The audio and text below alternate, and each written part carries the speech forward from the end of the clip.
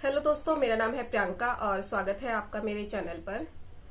दोस्तों, जैसे कि आप सब जानते हैं, आपने कल न्यूज देखी होगी सुशांत सिंह राजपूत के बारे में, जिन्होंने कल सुसाइड कर लिया है।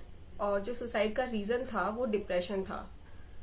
हर कोई सदमे में है, हर कोई यही सोच रहा है कि यार कमी क्या थी उसके पास, डिप्रेशन किस चीज का हो सकता है। मतलब पैसा था, पावर थी, अच्छा लुक था, बॉडी थी, और मतलब हर एक चीज थी, फैमिली थी, और इतने सारे फैन थे, कितने लोग उन्हें प्यार करते थे। तो ऐसा क्या हुआ जो उन्होंने डिप्रेशन में सुसाइड कर लिया। सुसाइड जो डिप्रेशन में लोग करते हैं, वो ऐसा नहीं है कि डिप्रेशन एक बीमारी हुई और मतलब एक ही दिन में हो गई, ऐसा नहीं है। ये धीरे धीरे धीरे उस पॉइंट पर इंसान को ले आती है कि बंदा सुसाइड करने पे मजबूर हो जाता है। हमारी एक उंगली भी कट जाती है तो हमें बहुत दर्द होता है, और अगर कोई बंदा उस लेवल पे जा रहा है कि वो अपनी जान खुद दे रहा है, तो आप सोच सकते हो कि वो कितने पेन से गुजरा होगा। मतलब डिप्रेशन में वो मतलब उसको बॉडी को हर्ट करने का वो जो डर था कि भाई मुझे यहाँ दर्द होगा वहां दर्द होगा, वो उसने नहीं सोचा। तो डिप्रेशन जो है सबसे खतरनाक बीमारी है, और मेरे ख्याल से ये हम सब में होती है मोस्टली, लेकिन जो लेवल होता है उसका बहुत कम होता है। आज का जो समाज है, मुझे तो लगता है कि आधे से ज्यादा जो ये डिप्रेशन की बीमारी है, हमें हमारा समाज गिफ्ट करता है कि अच्छा नौकरी लग गई है, ठीक है, नौकरी कहाँ लगी है, अच्छा कितनी सैलरी है। समाज आपसे कभी भी सेटिस्फाई नहीं होता, और आप भी कभी भी कोशिश मत करो समाज को सेटिस्फाई करने की। ट्रस्ट मी, आप समाज को सेटिस्फाई करने की सोचेंगे तो वो कभी सेटिस्फाई नहीं होगा। अगर आप समाज कहता है शादी करो शादी करो, शादी करोगे उसके बाद कहेगा बच्चे करो, मतलब बच्चों का स्कूल कौन सा है, बच्चों का क्या फ्यूचर सोचा है। और नौकरी लग गई है, अच्छी बात है, नौकरी लगी, सैलरी कितनी है, ओ ये तो कम है, थोड़ी और होनी चाहिए। किस सेक्टर में जॉब कर रहे हो, अच्छा यहाँ पर पोस्टिंग यहाँ होती तो ज्यादा अच्छा था। मतलब समाज आपके साथ कभी भी किसी भी लेवल पर सेटिस्फाई नहीं होगा। आपके पास जो है क्वेश्चन आते रहेंगे। आपको काम करना है अपने सेटिस्फेक्शन के लिए। आप कौन सी जॉब चाहते हो, कहाँ चाहते हो, आप जो सैलरी ले रहे हो आप उसके साथ सेटिस्फाई हो। अगर नहीं हो तो सैलरी को बढ़ाने के लिए आप काम करो। आप समाज के उन 4 लोगों की सुनकर डिप्रेशन में चले जाओगे तो शायद करंट जॉब भी आप खो दोगे। तो सबसे जो बेस्ट है कि आप समाज को अवॉइड करना सीखें। 4 लोग क्या कहते हैं उनसे अगर आप ताल्लुकात रखोगे तो आप कभी भी खुद को सेटिस्फाई नहीं कर पाओगे। आप सबसे पहले खुद से बात कीजिए कि प्रॉब्लम क्या है। क्या इस प्रॉब्लम का एक्चुअली में कोई सोल्यूशन नहीं हो सकता? आपके पास क्या सच में कोई रास्ता नहीं है? मतलब ऐसी कोई प्रॉब्लम नहीं है जो ऊपर वाले ने बनाई हो और उसका सोल्यूशन ना दिया हो। आप एक बार ट्राई तो करें। पहले आप खुद से बात करें, फिर अपनी फैमिली से बात करें। उनको पूरी लाइफ का एक्सपीरियंस है, शायद वो भी आपकी जो सिचुएशन है उसे फेस कर चुके हैं, वो आपको बहुत अच्छे तरीके से समझेंगे। आप जाकर ट्राई तो करें, उनसे बात करने की कोशिश करें। कल जब से सुशांत सिंह राजपूत की जो सुसाइड की खबर आई है, उसके बाद से सोशल नेटवर्किंग पे और ज्यादातर व्हाट्सएप पे बहुत सारे मैसेज जो है फॉरवर्ड किए जा रहे हैं कि हम हैं आपके साथ, ऐसा कुछ कि I am there for you, और कभी खुद को अकेला ना समझें, ये सब चीजें। मतलब अभी क्यों, ये चीजें तो हम हमेशा कर सकते हैं ना, लेकिन कोई घटना हो जाती है तब हमें रियलाइज होता है कि नहीं, हमें ऐसा करना चाहिए। ये चीज नहीं है। अगर आप एक मैसेज भेज भी देते हो, सामने वाला पढ़कर उसे फॉरवर्ड कर सकता है, लेकिन उसको शायद सीरियस ना ले और वो शायद आपसे कनेक्ट भी ना करे। तो मैंने भी यही सोचा कि अगर कभी ऐसा होता है, हमारे साथ ऐसा होता है, तो हमें क्या करना चाहिए। आजकल मोस्टली लोगों को पता है कि ये एक तरीके की बीमारी है, और वो बेझिझक डॉक्टर के पास जाते भी हैं और हेल्प भी लेते हैं। लेकिन फिर भी बहुत सारे लोग हैं, मेरे हिसाब से 10 में से एक ही बंदा होता है जो डॉक्टर के पास जाता है और कंसल्ट करता है। और काफी सारे लोगों को तो पता ही नहीं होता है कि उन्हें क्या करना चाहिए। कुछ लोग तो अभी भी शर्म करते हैं डॉक्टर के पास जाकर कि यार मैं क्या बात करूंगा, मतलब मैं कोई बीमार थोड़ी ना हूँ, पागल थोड़ी ना हूँ। वो कोई पागलपन नहीं होता, वो एक बीमारी होती है। तो आपको डॉक्टर के पास जाकर कंसल्ट करना चाहिए। और बहुत सारे लोगों को पता ही नहीं होता कि उन्हें जाना कहाँ है। और कुछ लोग फाइनेंशियली वीक होते हैं तो वो सोचते हैं कि नहीं यार, मतलब इस डॉक्टर के पास जाने के लिए तो पैसे लगेंगे और मैं उसको अफोर्ड नहीं कर सकता, तो इस वजह से वो जाते ही नहीं है। ये वीडियो खास तौर से मैंने उन्हीं लोगों के लिए बनाई है जो फाइनेंशियली वीक है, जो इस वजह से डॉक्टर से कंसल्ट नहीं करते हैं कि यार इसकी तो जो फीस है वो बहुत महंगी होती होगी। सबको पता है, आप सरकारी हॉस्पिटल में जाते हैं, वहां पे हर चीज का आपको फ्री इलाज मिलता है, लेकिन ऐसा नहीं है। सरकार ने मेंटली हेल्थ को भी जो है प्रायोरिटी दी है। आप वहां जाके अपना मेंटली हेल्थ के बारे में भी कंसल्ट कर सकते हैं। जरूरत है तो सिर्फ जागरूक होने की। अगर आपको थोड़ा सा भी लगता है कि आपको जरूरत है किसी से बात करने की, आपको कंसल्ट करना चाहिए, तो आप कीजिए, आप डरिए मत। ये कोई पागलपन नहीं है, ये एक बीमारी है और इसका अगर छोटे लेवल पे ही इलाज हो जाए तो बहुत अच्छा है। और अगर ये इसका लेवल बढ़ जाता है तो इंसान, जैसे कि आपको पता ही है कि अपनी जान तक देने के लिए तैयार हो जाता है।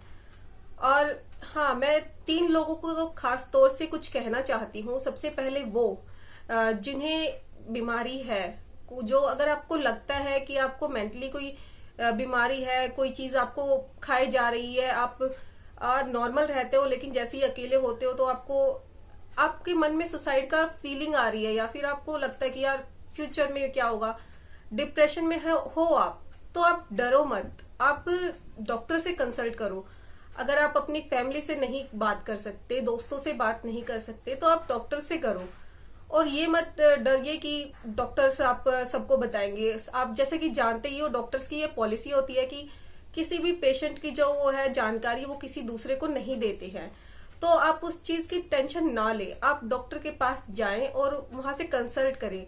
ये जिंदगी बहुत बहुत इंपॉर्टेंट है और आपको उसकी कदर करनी चाहिए। अपने लिए ना सही, अपनी फैमिली के लिए जरूर कदर करनी चाहिए।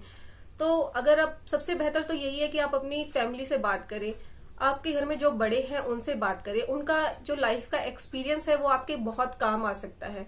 और अगर आपको नहीं हो, आप किसी के साथ इतना फेमिलियर या फ्रेंडली नहीं हो किसी दोस्त के साथ कि आप इस चीज पर खुलकर बात कर सके, तो आप डॉक्टर से के साथ कंसल्ट कीजिए। और दूसरा, वो लोग जो मेंटली जो बीमार हैं उनके करीब रहते हैं, आपके पास जो इंसान है जो आपके करीब है, आप उन्हें समझिए, पहचानिए। कोई इंसान सडनली उसके बिहेवियर में चेंज नहीं आता है, आप नोटिस कीजिए। कई बार क्या होता है, लोग नशा करने लग जाते हैं या कुछ मारपीट करने लग जाते हैं, या कोई सडनली कोई गुस्सा नहीं करता है लेकिन गुस्सा करने लग जाता है। उन चीजों को पहचानिए कि हो सकता है वो साइन हो कि ये बंदा डिप्रेशन में है, तो उन चीजों को पहचानिए और समय से पहले अपना जो आपका करीबी है उसकी हेल्प कीजिए। और तीसरा, सबसे जरूरी, समाज। अगर आप समाज के उन लोगों में से है जो दूसरे को ताने मार के आपको खुशी मिलती है, तो आप सुधर जाइए। आपका एक ताना शायद किसी की जिंदगी ले सकता है। आप तो सोचते हो कि यार पता है मैंने तो उसे मजा चखा दिया, मैंने तो आज उसे ये बोल दिया, आज मैंने उसे वो बोल दिया। हो सकता है सामने वाला बंदा आपकी कोई चीज को सीरियस ले ले। अगर आप किसी के साथ मजाक भी करते हैं तो आप सामने देखिए कि अगर जिसके साथ आप मजाक कर रहे हैं वो बंदा आपके लेवल का तो है, मतलब अगर वो मजाक आप बर्दाश्त कर सकते हैं तो वो भी मजाक के ही तौर पे उसे बर्दाश्त कर सकता है ना। कहीं ऐसा तो नहीं कि वो दिल पे लेके बैठ जाए और इसी चीज को सोचता रहे और डिप्रेशन में चला जाए। किसी की जॉब नहीं है, किसी की शादी नहीं है, किसी के पास घर नहीं है, मतलब वो उसकी प्रॉब्लम है। आप उसको अगर करना चाहते हैं तो उसके पास बैठिए, उसको प्यार से बात कीजिए और उसे समझाइए कि इन चीजों के सोल्यूशन है, लेकिन ऐसा नहीं है कि आप ताने दो उनको। तो जो समाज है वो सबसे जो मेन होता है ना, सबसे मेन रीजन वही होता है कि डिप्रेशन में जो बंदा जाता है, और यही वो सबसे मेन रीजन भी हो सकता है कि डिप्रेशन से कोई बंदा बाहर आता है। आप उसे अच्छे से ट्रीट करें। किसी को भी आप नहीं जानते हो जितना वो खुद को अंदर से जानता है। मतलब कोई भी इंसान खुद की मर्जी से अपनी जिंदगी कभी बर्बाद नहीं करता है। आप उसको जानिए, उसको पहचानिए, उसकी हेल्प कीजिए, उसे ताना मत मारिए। या फिर अगर कोई फेल भी हुआ है किसी चीज में तो उसे भरोसा दीजिए कि कोई नहीं, अभी फेल हुआ है, कोई दिक्कत नहीं है, आगे तू पास हो जाएगा। उसकी फेलियर का मजाक मत बनाइए और मतलब उसे मोटिवेट कीजिए। लाइफ बहुत खूबसूरत है और यहाँ पर बहुत सारे चांस मिलते हैं। आपको सिर्फ नजरिया बदलने की जरूरत है। आप देखिए आपके आसपास बहुत सारी अच्छाई भी है। आप सिर्फ बुरी चीजों को ना पकड़ें।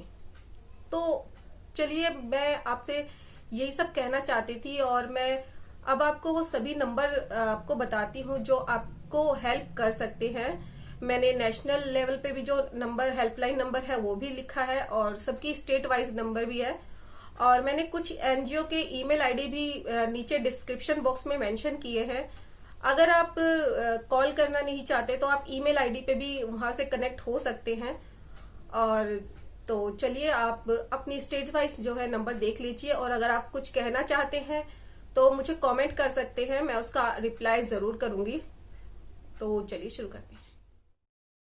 दोस्तों, बहुत सारे लोगों को लगता है कि जो हमारे देश में सरकारी हॉस्पिटल है वहाँ पर साइकोलॉजिस्ट का कोई डिपार्टमेंट नहीं है, वहाँ पर आपकी मानसिक बीमारी को नहीं देखा जाता है, वहाँ पे उसका इलाज नहीं होता है। लेकिन ऐसा गलत है। हर सरकारी हॉस्पिटल में तो नहीं, लेकिन कुछ हॉस्पिटल में जो है ये सुविधा दी गई है। आप अपनी स्टेट के जो हॉस्पिटल है वहाँ पर चेक कर सकते हैं। अगर किसी हॉस्पिटल में उस डिपार्टमेंट की स्लिप नहीं बन रही है, क्योंकि बहुत सारे जो हॉस्पिटल हैं वो स्पेशलिस्ट होते हैं, तो उनमें वो डिपार्टमेंट नहीं होता है। लेकिन मोस्टली जो गवर्नमेंट हॉस्पिटल है वहाँ पर आपको वो डिपार्टमेंट का जो नाम है वो मिल जाएगा। और मैंने जो वीडियो बनाई थी ORS पेशेंट पोर्टल की, उसमें मैंने आपको बताया था कि आपको कैसे इसमें रजिस्टर होना है, और आप कैसे ऑनलाइन जो अपॉइंटमेंट बुक कर सकते हैं, और फिर डायरेक्ट जो हॉस्पिटल में है सीधा आपको डॉक्टर के पास लाइन लगानी होती है। तो यहाँ पर आप जब अपना 10 नंबर का जो वो है मोबाइल नंबर डालते हैं तो उस पर एक OTP आता है।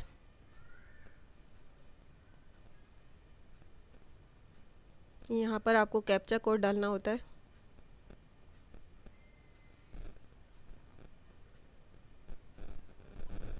यहाँ आप सबमिट कर देते हैं, आपके मोबाइल पर एक OTP आता है।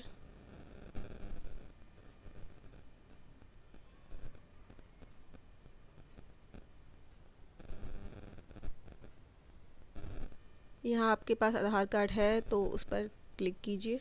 देन सारे ऑप्शन के बारे में मैंने उस वीडियो में डिटेल में बताया है, तो आप चाहें तो उस वीडियो को देख सकते हैं। मैंने उसका लिंक जो है डिस्क्रिप्शन बॉक्स में दे दिया है। यहाँ दिल्ली ऑलरेडी सिलेक्टेड है, क्योंकि मैं पर्ची बना चुकी हूँ और मैं दिल्ली में रहती हूँ। और यहाँ पर मैं RML हॉस्पिटल सेलेक्ट कर लेती हूँ।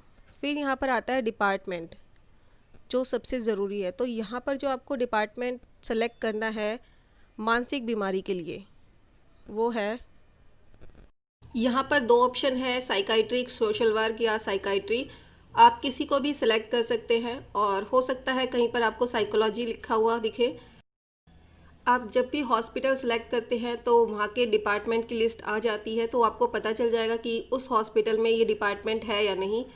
हो सकता है आपकी जो स्टेट में आपने जो हॉस्पिटल सेलेक्ट किया है वहाँ पर ये डिपार्टमेंट ना हो, तो आप दूसरा हॉस्पिटल सेलेक्ट करके देख सकते हैं।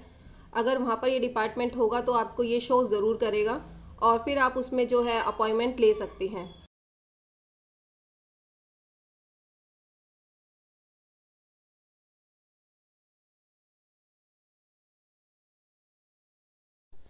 ये एक फाउंडेशन का जो है लिंक है, इसका लिंक जो है मैंने आपको डिस्क्रिप्शन बॉक्स में दे दिया है।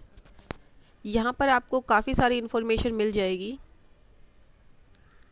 यहाँ पर काफ़ी सारे हेल्पलाइन नंबर हैं, ईमेल आईडी है। यहाँ पर लोगों के कुछ सवाल हैं, उनके जो जवाब हैं दिए गए हैं।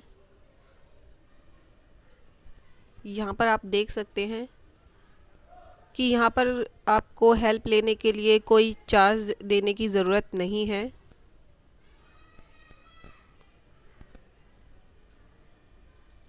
आप इस वेबसाइट पर जाइए और यहाँ पर आपको काफ़ी सारी इन्फॉर्मेशन जो है आपको मिल जाएगी।